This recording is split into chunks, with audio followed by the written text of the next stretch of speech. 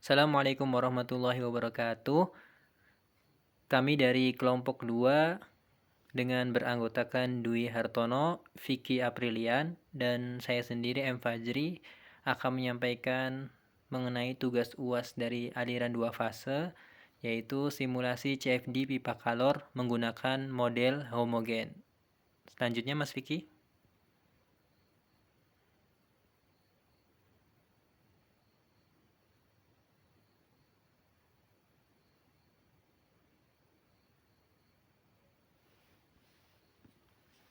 Ya, di sini kita mulai pendahuluan.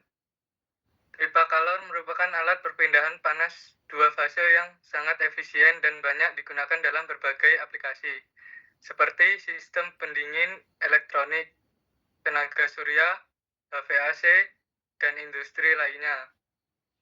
Prinsip kerjanya sederhana, yaitu mengandalkan penguapan dan pengembunan fluida di dalam tabung tertutup. Ketika fluida dipanaskan di bagian bawah, ia akan menguap dan bergerak ke atas. Di bagian atas yang lebih dingin, uap ini mengembun dan berubah kembali menjadi cairan. Lalu turun kembali ke bawah karena gravitasi. Proses ini terjadi secara terus-menerus dan sangat efisien dalam memindahkan panas.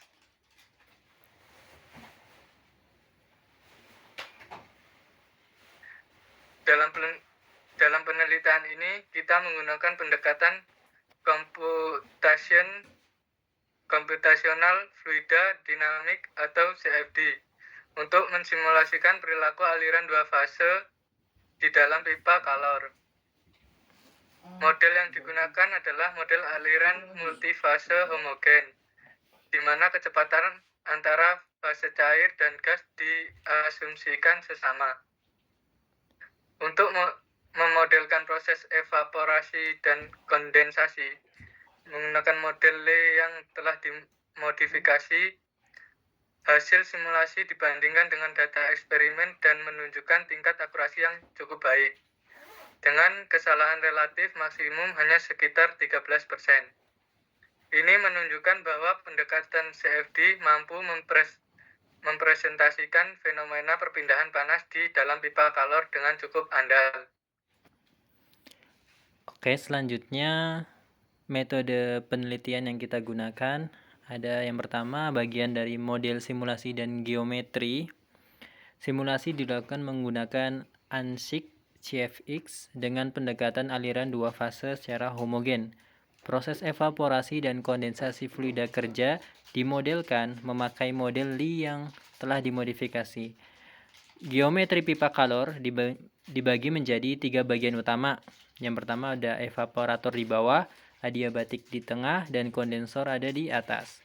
Mesh 3D yang digunakan memiliki sekitar 1,1 juta elemen heksagonal yang dibuat dengan ISM CFD.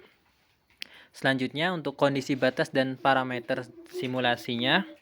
Untuk kondisi batasnya, bagian evaporator diberikan fluks panas konstan, bagian adiabatik diisolasi tanpa perpindahan panas, dan bagian kondensor disetel pada suhu tetap yang sesuai dengan data eksperimen.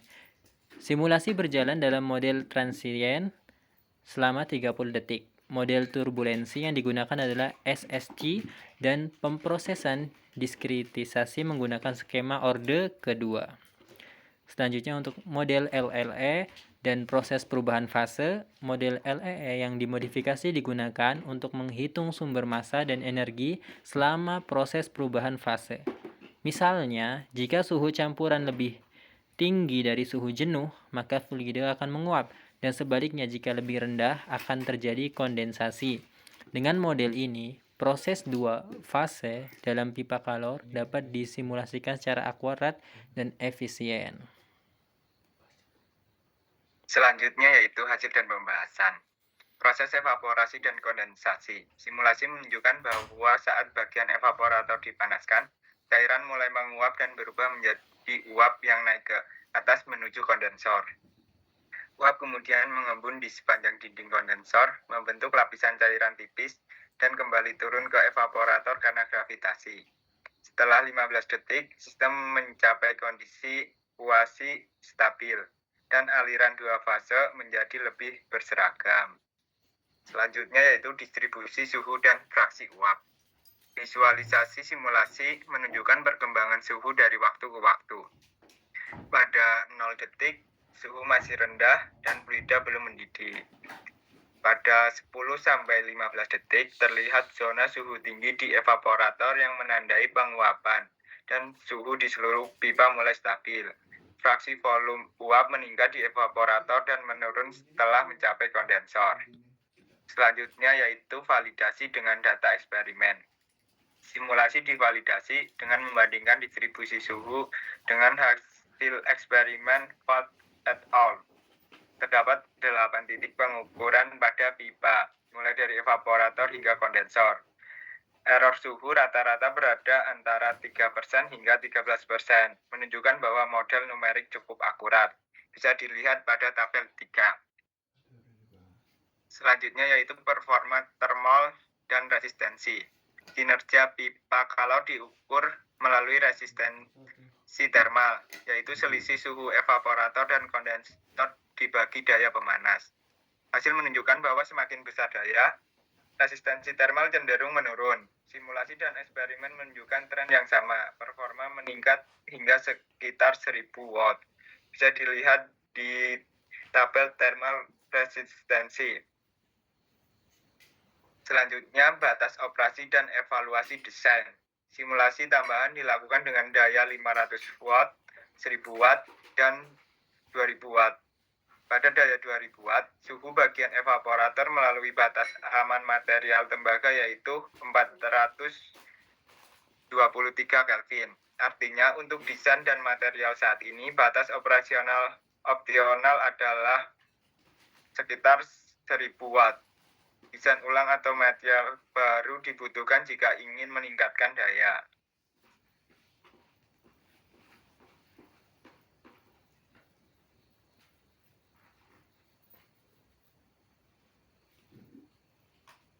Untuk selanjutnya yaitu kesimpulan dari simulasi kita, yaitu simulasi CFD. Yang pertama ada simulasi CFD berhasil memodelkan proses penguapan dan kondensasi pada pipa palor sebagaimana penjelasan yang kita jelaskan tadi.